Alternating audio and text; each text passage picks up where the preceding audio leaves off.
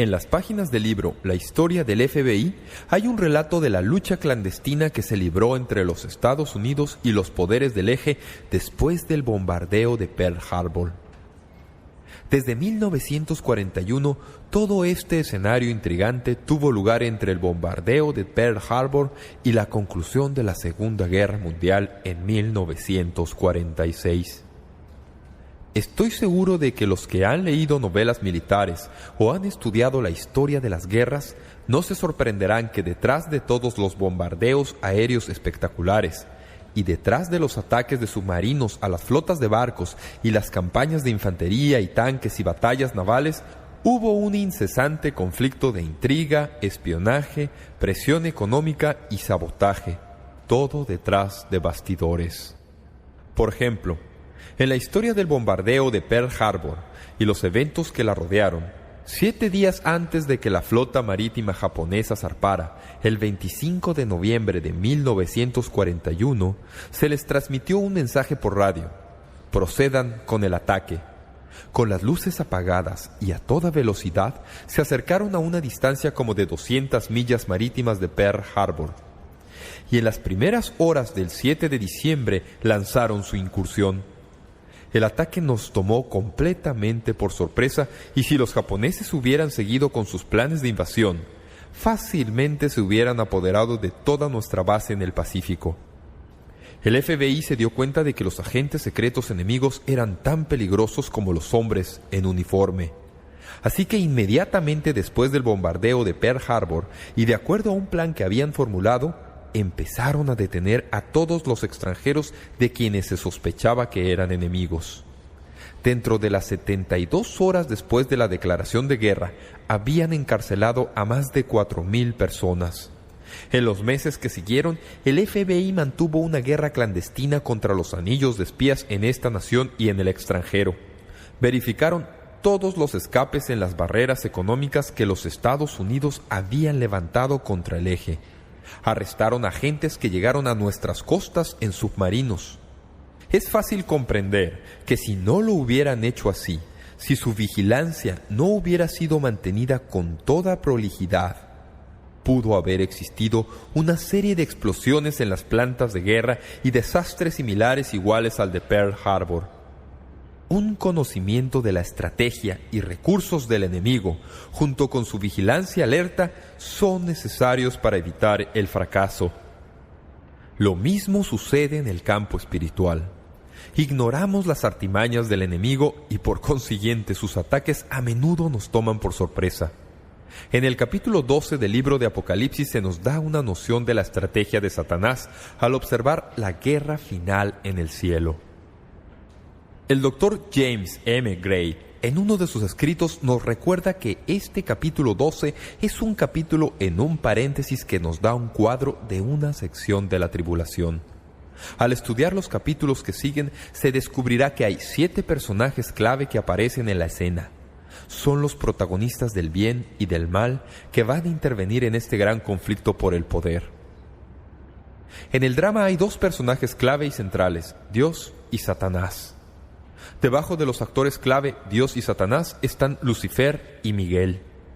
Debajo de Lucifer y Miguel, en el gran drama entre el bien y el mal, están los ángeles de Lucifer y los ángeles de Miguel, y debajo de todo esto están los hombres inspirados por Dios y los hombres inspirados por Satanás. Hay una gran guerra que tiene lugar en el universo, y esa guerra está culminando ahora en los cielos, conforme entendemos en el capítulo 12 y los primeros 9 versículos. Los versículos 1 al 9 del capítulo 12 se dividen fácilmente en 3 secciones. Hay 2 grandes señales y una guerra. Señal número 1, gran señal número 2 y la guerra. Y vamos a ver cada una de estas cosas en este mensaje para que podamos definir lo que está sucediendo y entender los detalles de la guerra que finalmente tiene lugar en el cielo. Noten, en primer lugar, la gran señal en el cielo, una mujer. La palabra griega que se traduce por gran señal es una expresión que aparece con frecuencia en el Evangelio de Juan. Es la palabra griega semión. Se la traduce por señal. Aquí en Apocalipsis se nos dice que apareció en el cielo una gran señal. Es la misma expresión que aparece en el versículo 3, en donde se nos dice que hay otra señal. Así que al principio de este capítulo hay dos señales, o dos cosas asombrosas de las que Juan va a hablar. La primera señal en el cielo se le describe de esta manera. Apareció en el cielo una gran señal, una mujer vestida de sol, con la luna debajo de sus pies y sobre su cabeza una corona de 12 estrellas, y estando encinta, clamaba con dolores de parto en la angustia del alumbramiento. Recuerden, esta no es una persona real, sino una señal. Es un recordatorio, un cuadro, no es un retrato. Es una imagen que nos habla respecto a ciertos eventos que necesitamos entender. Pocas cosas que el libro de Apocalipsis han provocado más ideas diversas que esta primer señal de Apocalipsis 12. Por ejemplo, en primer lugar, la mujer que fundó la llamada ciencia cristiana, Mary Baker Glover Patterson Eddy, era tan arrogante que enseñaba que ella era la mujer de Apocalipsis 12 y que el niño que nace es la religión llamada ciencia cristiana. Decía que el dragón que quiere devorar al niño era la mente moral. El doctor Harry Ironside dice al respecto: no voy a aburrir la mente de personas cuerdas debatiendo eso. Desde luego, esta es una interpretación absolutamente errada del pasaje. La Iglesia Católica Romana tiene otra noción en cuanto a este primer versículo. La Iglesia Católica Romana dice que la mujer vestida del sol, con la luna debajo de sus pies y sobre su cabeza una corona de 2 estrellas, es la Virgen María, que está ascendiendo al cielo. Hay 2 o 3 cosas que no andan bien en esta interpretación. Para empezar, en ninguna parte de la Biblia se dice que María haya ascendido al cielo. En segundo lugar, si la Virgen María está ascendiendo al cielo, ¿qué está haciendo en el cielo encinta cuando Jesús ya ha nacido, fue crucificado y resucitado y Él mismo ya está en el cielo? Así que esta interpretación tampoco encaja con lo que enseña la Biblia. En tercer lugar, algunos protestantes dicen que la mujer es la Iglesia. Es interesante que una vez que uno se convierte en creyente, si no tiene ningún trasfondo en cuanto al judaísmo, todo llega a ser la Iglesia. Nos olvidamos que Dios está lidiando específicamente en ese tiempo en particular con su pueblo Israel. El problema con tomar a esta mujer como una señal de la Iglesia es el hecho de que es muy evidente al leer en el pasaje, el versículo 5, que el niño que le nace a la mujer es Jesucristo. No hay ningún problema con eso. Es fácil de interpretar. El versículo 5 dice que el niño que nace a la mujer es el que va a gobernar a las naciones con vara de hierro, y que el niño es llevado a Dios y a su trono. Ese no puede ser otro que Jesucristo. El problema con tomar a la mujer como la Iglesia es que la Iglesia no dio a luz a Jesucristo. Fue Jesucristo que dio a luz a la Iglesia, así que no puede ser la Iglesia. Así que, ¿quién es? La única posible manera de entender este pasaje y que tenga algún sentido es entender que la mujer que se describe en los versículos 1 y 2 es Israel. Israel es la mujer. Eso está en línea con muchos de los pasajes del Antiguo Testamento. A menudo los profetas del Antiguo Testamento describen a Israel como una mujer que está en parto. Si leen Romanos 9, descubrirán que esto está en línea con lo que la Biblia dice que ha sido siempre el papel de la nación judía. Romanos 9 es el paréntesis en el libro de Romanos, que habla acerca del plan de Dios para los judíos. Leamos Romanos 9, versículos 1 al 5. Verdad digo en Cristo, no miento, y mi conciencia me da testimonio en el Espíritu Santo que tengo gran tristeza y continuo dolor en mi corazón, porque deseara yo mismo ser anatema, separado de Cristo, por amor a mis hermanos, los que son mis parientes según la carne. ¿Quiénes son esos? Son los judíos. Pablo era judío. Sus parientes según la carne eran los judíos. Ahora describe su contribución y por qué amaba tanto a sus parientes según la carne. Dice en el versículo 4, que son israelitas, de los cuales son la adopción, la gloria, el pacto, la promulgación de la ley, el culto y las promesas de quienes son los patriarcas y de los cuales, según la carne, vino Cristo, al cual es Dios sobre todas las cosas, bendito por los siglos. Amén. ¿Qué es lo que dice? ¿De dónde vino Cristo en cuanto a la carne? Vino de la nación judía. Vuelvan a Apocalipsis 12. ¿Quién es el niño que le nace a esta mujer? Es Jesucristo. ¿Y quién entonces es la mujer? Esta mujer no es otra que la nación de Israel, que está de parto para la luz al Mesías, la simiente prometida, el libertador. Es interesante que incluso las señales en este versículo parezcan remontarse a un relato del Antiguo Testamento que encaja con la herencia judía. ¿Recuerdan la vida de José?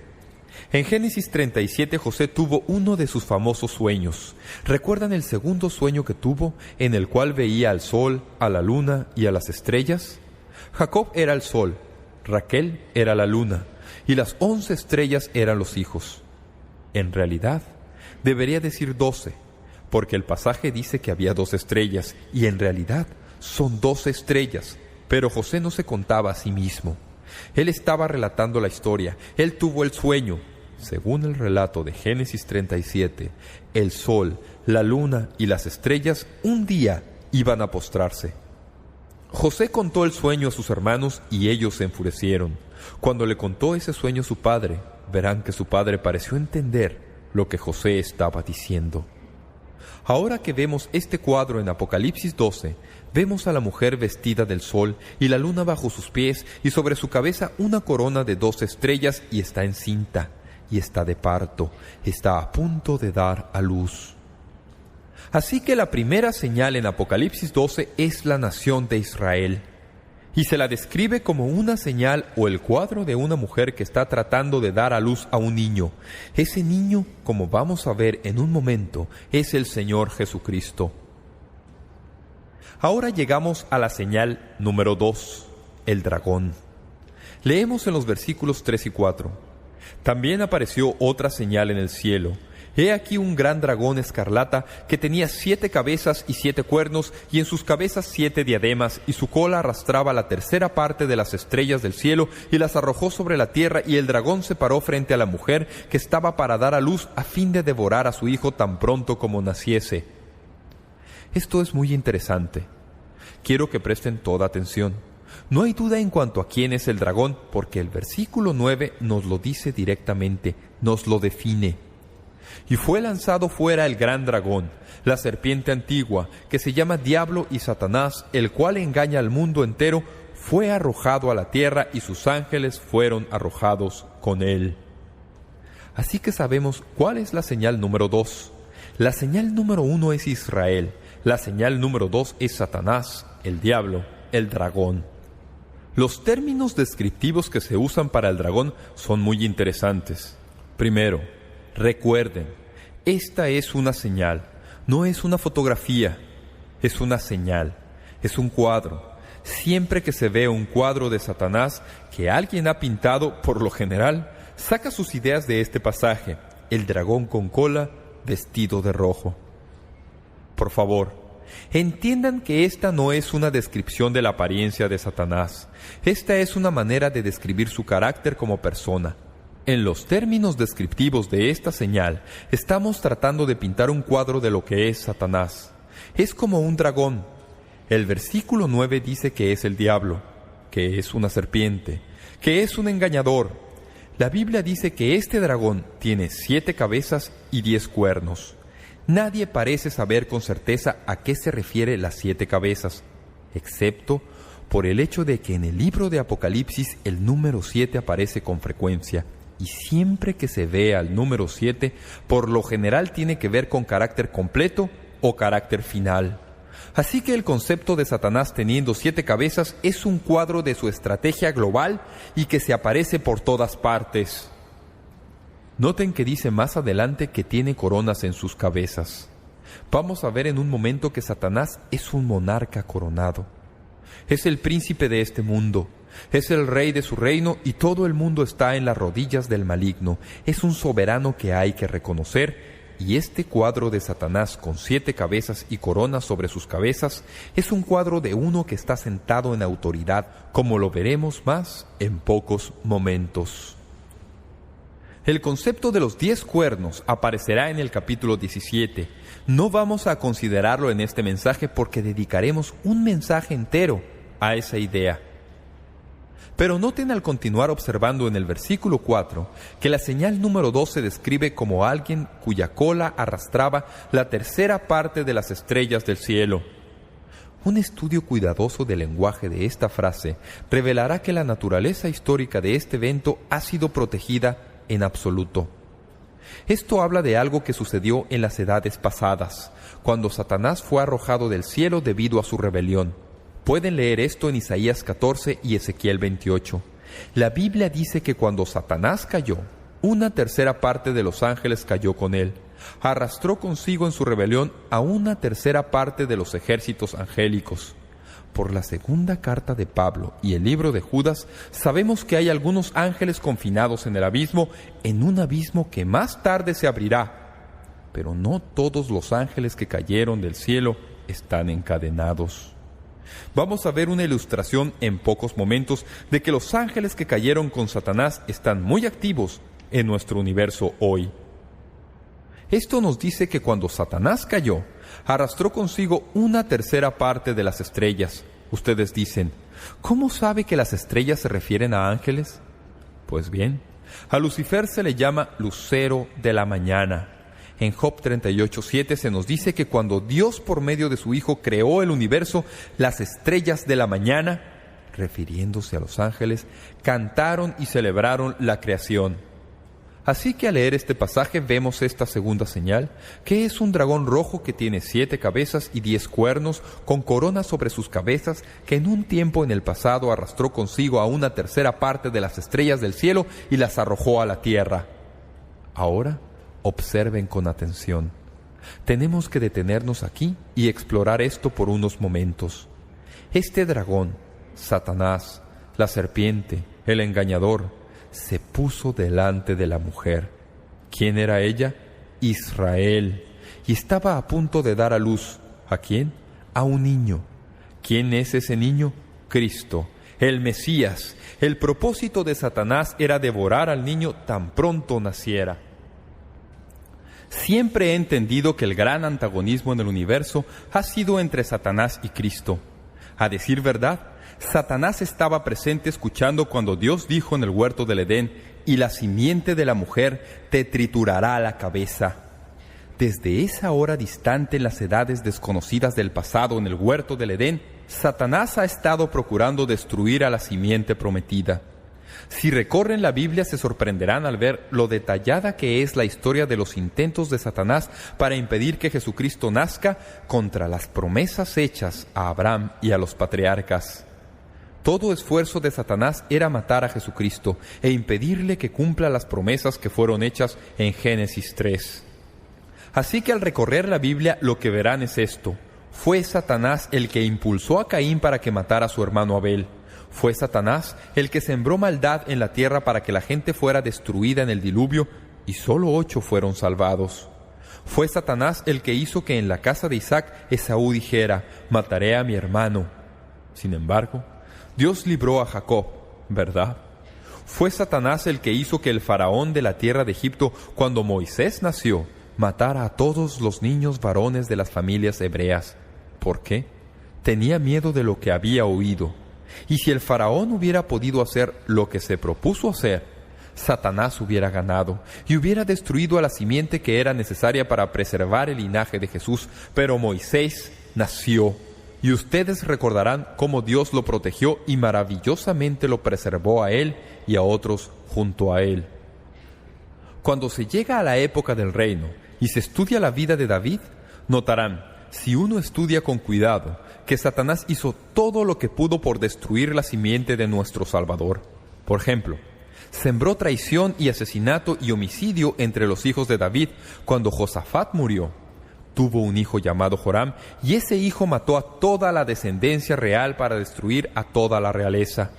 Lo único que se olvidó fue que él mismo tenía un hijo y que ese hijo era simiente real. Cuando los árabes vinieron y en su ataque destruyeron a todos los hijos de Joram, uno de ellos sobrevivió milagrosamente, Ocosías. Cuando Jehú mató a Ocosías, Atalía, que era la reina madre, tomó el control y ella era hija de Acab y Jezabel. Y no voy a detenerme para darle los detalles, pero quiero que vean que el linaje siempre fue preservado. Cuando todo esto terminó, una mujer tomó al príncipe Joás, que era la única persona que quedaba en el linaje de nuestro Mesías, siendo apenas un nene, y lo escondió. Por 6 años lo tuvieron escondido, y el propósito de Dios al esconder a ese nene y mantenerlo seguro fue para que no se le pudiera eliminar de esta tierra y fuera preservado hasta que la simiente pudiera continuar. Por todos esos 6 años en que estuvo escondido, el propósito total de Dios en la simiente prometida descansaba en la vida de ese pequeño nene. Repito, todos los otros niños del linaje habían sido aniquilados. Solo quedó uno y Dios lo preservó. En los días de Esther, Satanás impulsó al rey Asuero para que tratara de examinar a toda la simiente del pueblo elegido de Dios. ¿Recuerdan la historia? Es el mismo complot, pero una noche de insomnio el rey no permitió que sucediera. Dios no permitió que el rey durmiera y así la simiente fue preservada. Por último, Jesús nació y la profecía se cumple en el Nuevo Testamento. Nuestro Salvador nace y el dragón se pone delante de la mujer listo para devorar al niño cuando nazca. Ustedes dicen, pastor, ¿cómo sucedió eso? Les digo cómo sucedió. Satanás inspiró a Herodes y ustedes recordarán el decreto de Herodes al decretar que se matara a todos los niños varones. Si se hubiera cumplido el decreto de Herodes, Satanás hubiera ganado su guerra para exterminar a la simiente de nuestro Salvador y destruir el linaje y matar a nuestro Redentor. Pero Dios, de nuevo milagrosamente preservó a nuestro Salvador mediante la intervención divina. Al no haber logrado destruir a Jesús, trató de destruirlo cuando lo llevó al templo. Tentó a Jesús a que saltara del templo y tomara las cosas en sus propias manos, y de nuevo nuestro Señor derrotó el ataque de Satanás con la palabra de Dios.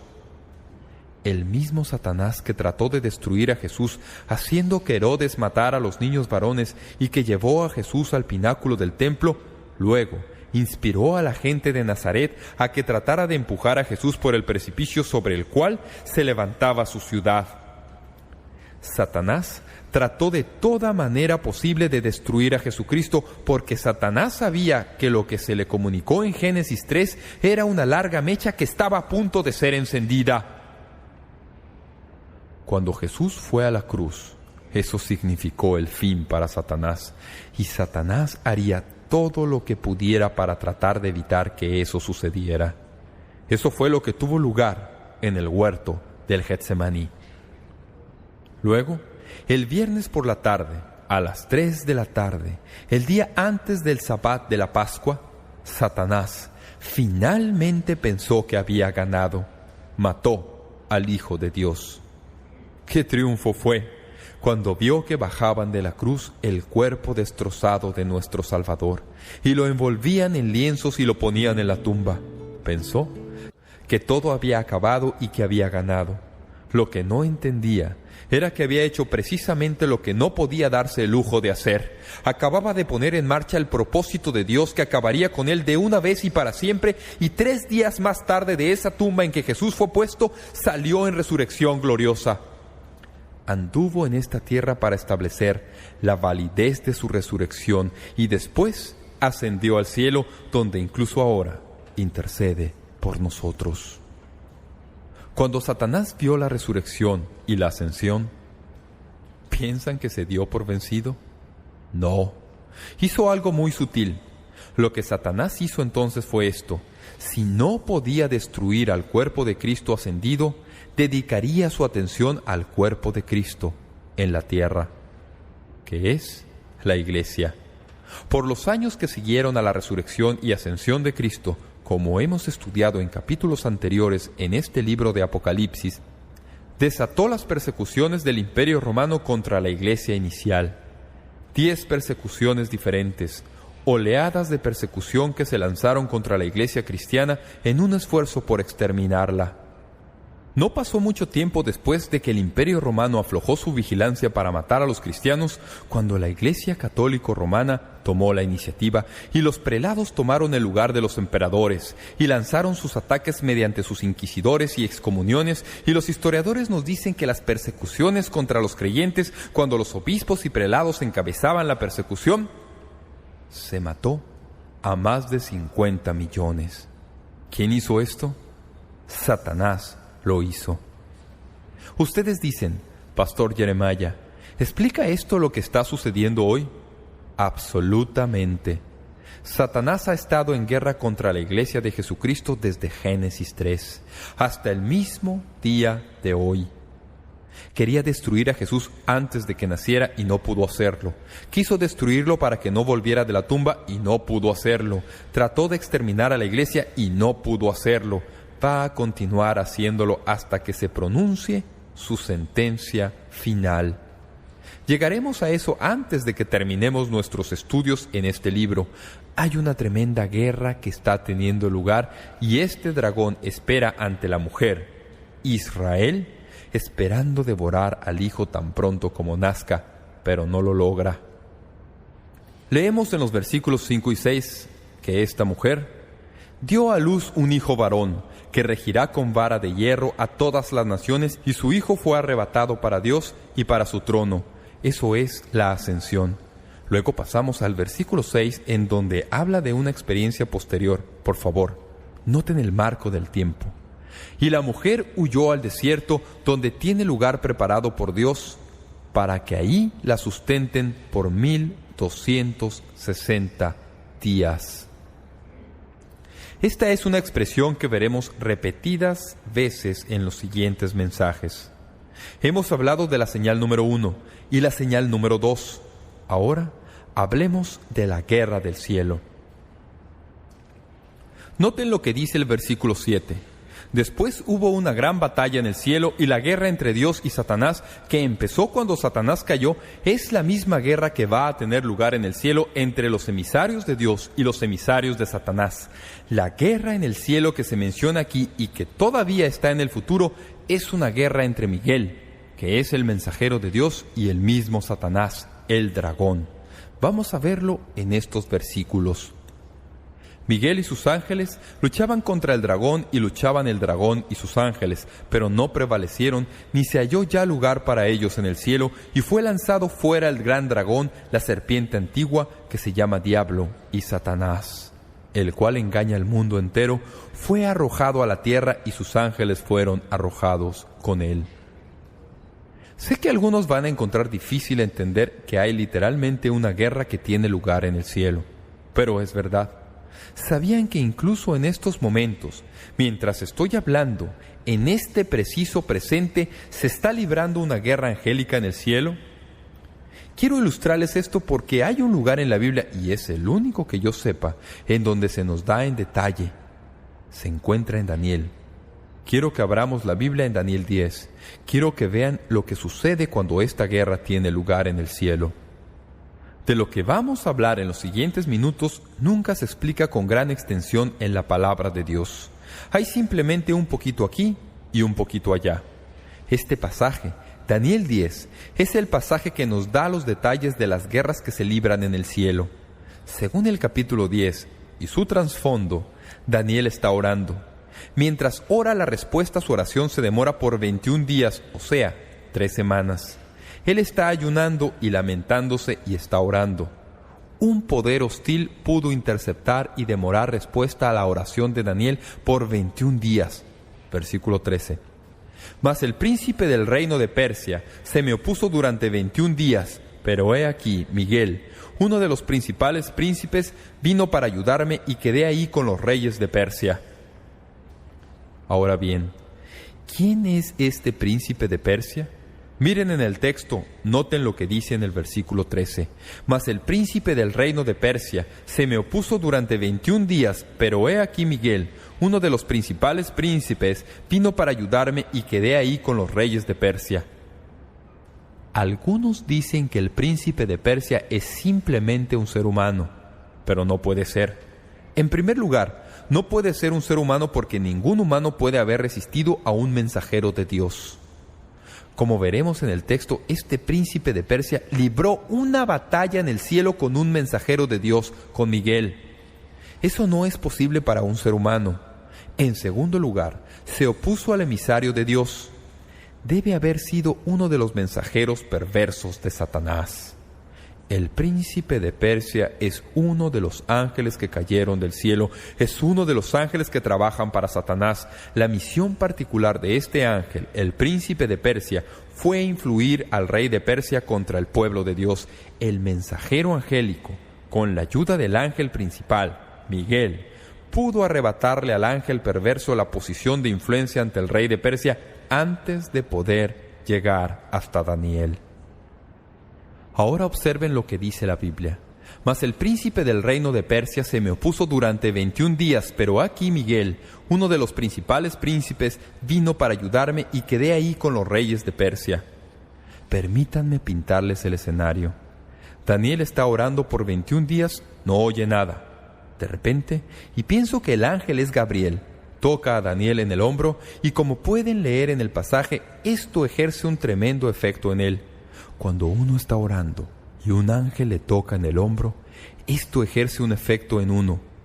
Así que el ángel viene y le habla a Daniel y le dice: Daniel, lamento haber llegado un poco tarde, pero tengo que decirte que mientras me dirigía hacia acá con la respuesta a tu oración, tuve un conflicto con el príncipe de Persia y no me iba muy bien hasta que Miguel se asomó. Y finalmente él me sacó del aprieto y aquí estoy. Por 21 días se demora la respuesta. Ustedes dicen: Jeremiah, ¿eso lo inventó usted? No, no me lo inventé. Eso está en la Biblia. Eso fue lo que sucedió. Ya hemos dicho que el diablo tiene sus ángeles. ¿Tiene el diablo ángeles? Absolutamente.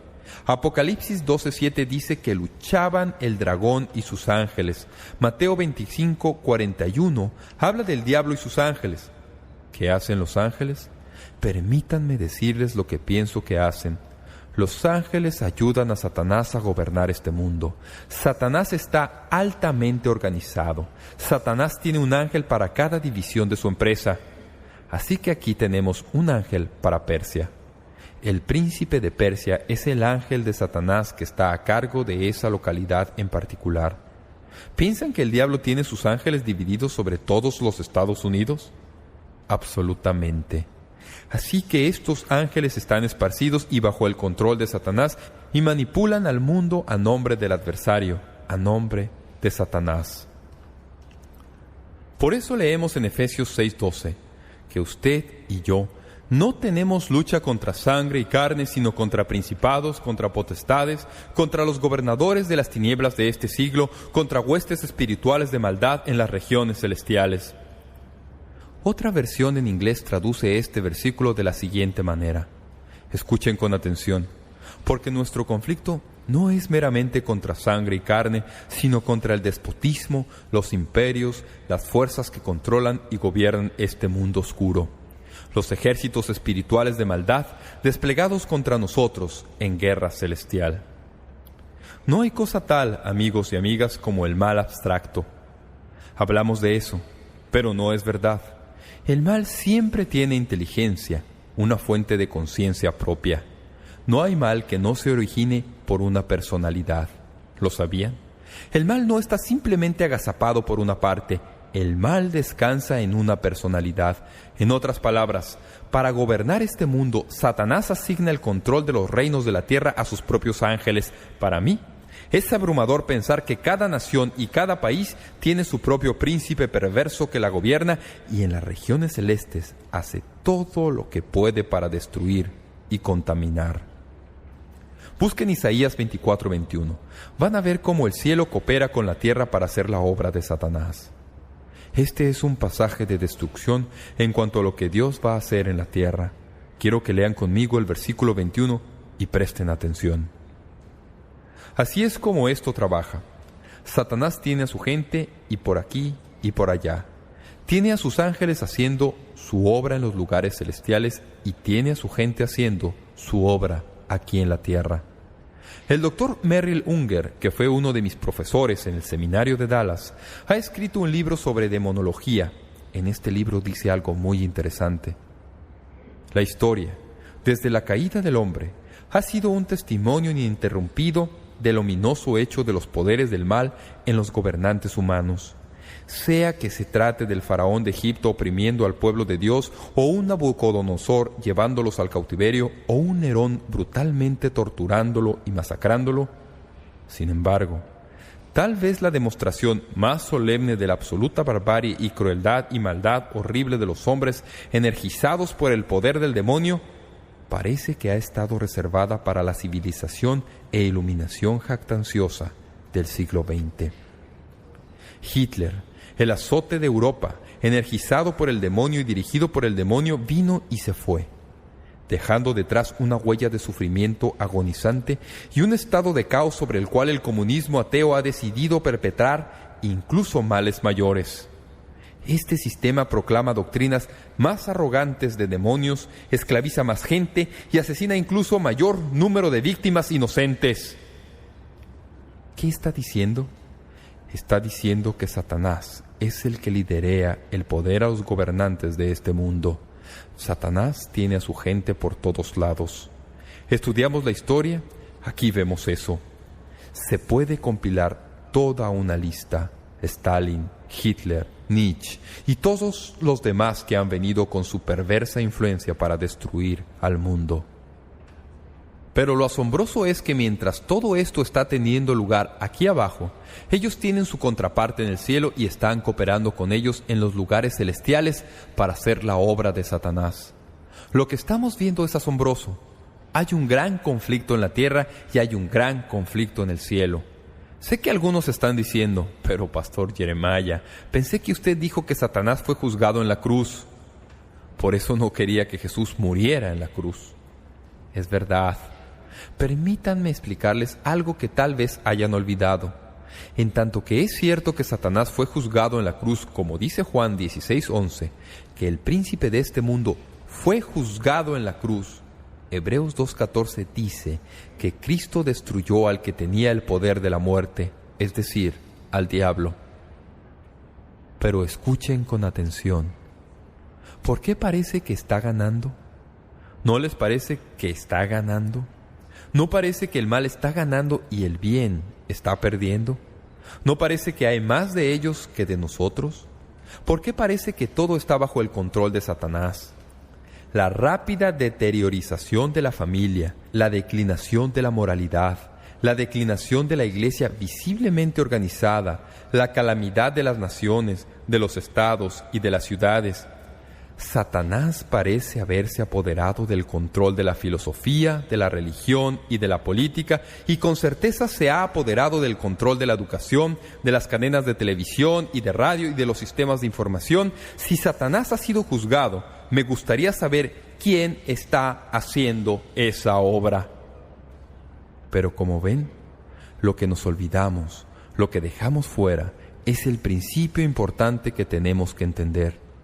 Recuerdo cuando leí el cuento de Robinson Crusoe, que él enseñó a un hombre Viernes las doctrinas de la fe cristiana. Cuando llegó al tema del diablo, le dijo a Viernes que el diablo era el enemigo de Dios tratando de derrotar sus propósitos en el mundo. Viernes le dijo, ¿no es Dios tan fuerte como el diablo? Crusoe le respondió que Dios era más fuerte y que los cristianos clamaban a él en oración por la victoria sobre el diablo. Viernes respondió, ¿por qué Dios no mata al diablo para que ya no sea malo? Buena pregunta. Crusoe quedó boquiabierto y fingió no haber oído, esperando que Viernes se olvidara de la pregunta. Pero no se olvidó. Finalmente Crusoe le respondió, Dios castigará al diablo al fin. Viernes insistió, pero ¿por qué Dios no mata al diablo ahora? Esas son las preguntas que hacen nuestros hijos, ¿verdad? uno se hace el sordo también. La pregunta es difícil, pero se le puede contestar. Quiero responderla en esta ocasión de la mejor manera que puedo. Sí, Satanás ha sido juzgado, pero la sentencia todavía no se ha impuesto. Eso es lo que necesitamos entender. Legalmente el Calvario fue la completa derrota de Satanás. Legalmente la cruz destruyó por completo a Satanás. Todos sus reclamos fueron cancelados cuando el Señor Jesús murió. Pero como cualquier otra victoria legal, ahora hay que imponerla. La victoria final se ganó en el Calvario, será puesta en efecto totalmente en el futuro.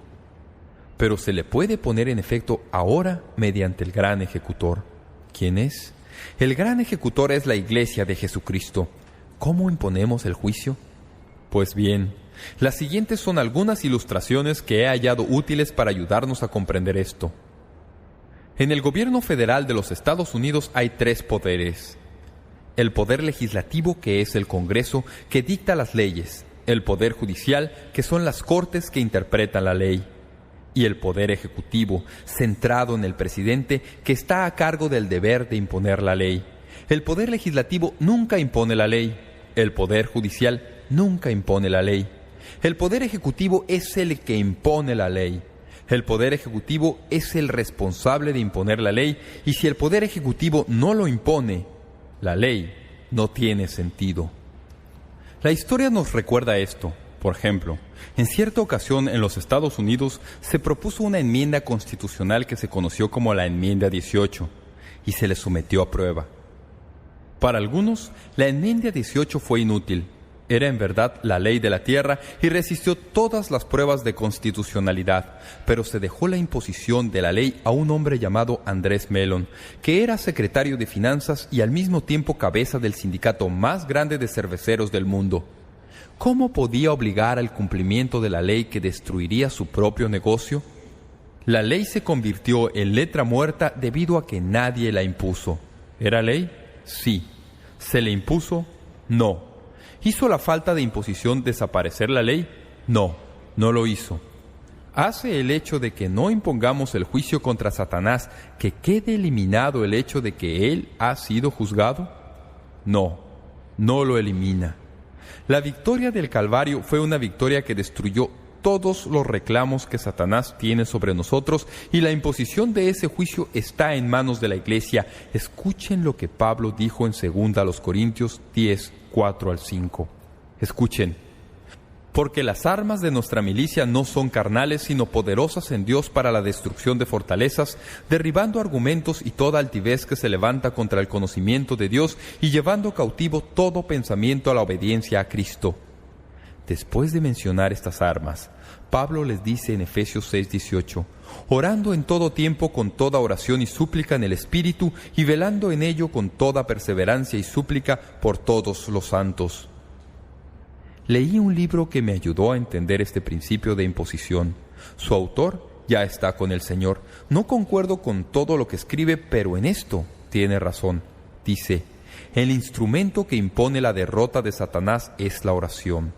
Daniel oró por 21 días y finalmente el ángel de Satanás fue derrotado.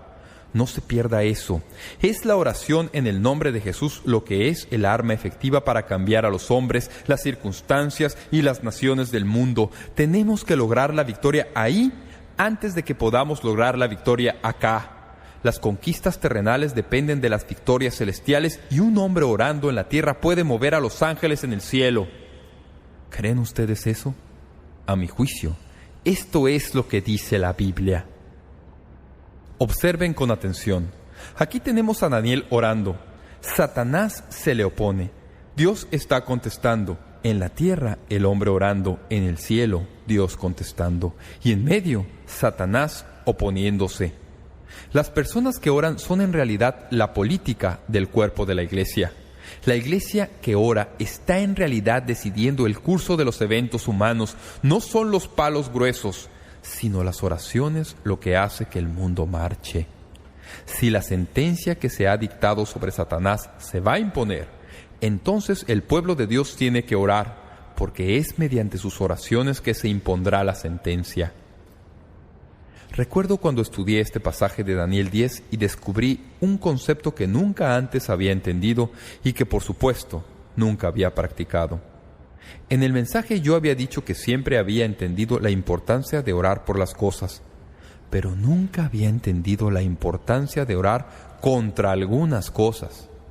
Si entiendo lo que Daniel estaba haciendo y si entiendo lo que está sucediendo en el mundo hoy, los creyentes tienen que aprender el poder de orar en contra de algunas cosas. No he cambiado de opinión al respecto. Lo creo de todo corazón.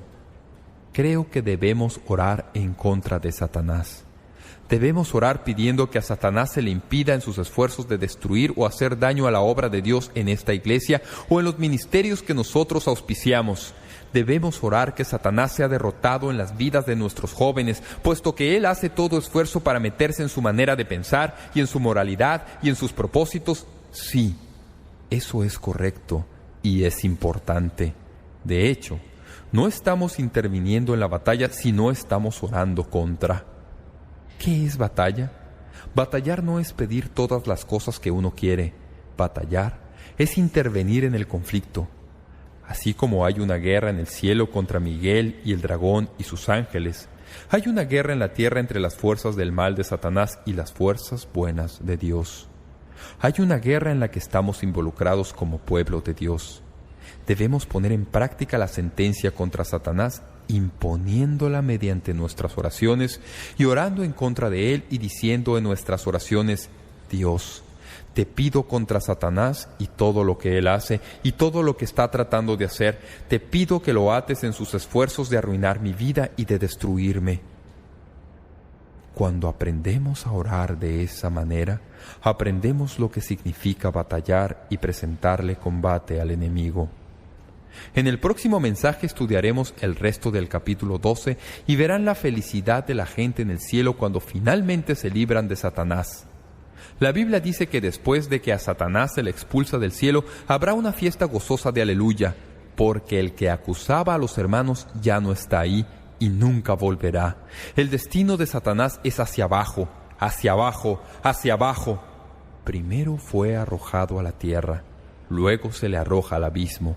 Después se abre el abismo y se le arroja al infierno, y nunca vuelve. El juicio que se dictó en la cruz y que se le impone mediante la oración, se le aplicará en la práctica algún día. Satanás está condenado, está perdido. Todo se ha acabado para Satanás. Pero si no imponemos el juicio en su vida y en la mía, vamos a ser víctimas en lugar de victoriosos.